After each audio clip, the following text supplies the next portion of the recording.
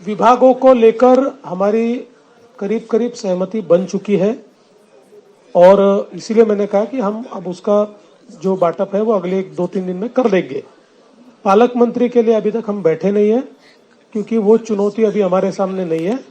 हम अधिवेशन के आखिरी दिन बैठेंगे और पालक मंत्री का भी निर्णय कर देंगे। आपण फडणवीस साहेब, आपण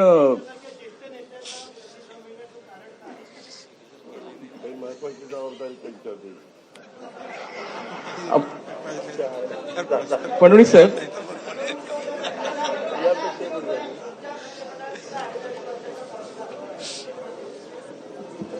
अडीच महिन्याचा पण असू शकतो।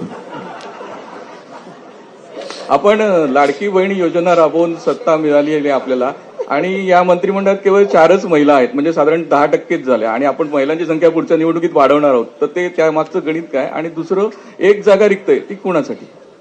आता पर्सेंटेज मध्ये सांगायचं तर मागच्या पेक्षा 300 पट जास्त घेतल्या आम्ही, कारण मागच्या आमच्या मंत्रिमंडळात एकच महिला होत्या, त्याच्यामुळे आमची प्रगतीच चाललेली आहे।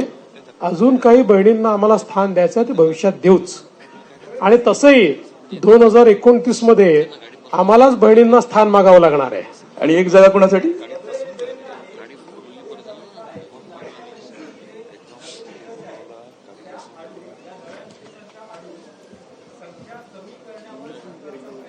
माझा विरोधी पक्षाला आव्हान आहे की नवीन निकष कुठले आहेत त्यांनी सांगावे, कुठले नवीन निकष आहेत ते त्यांनी सांगावे, एवढं माझं त्यांना खुलं आव्हान आहे।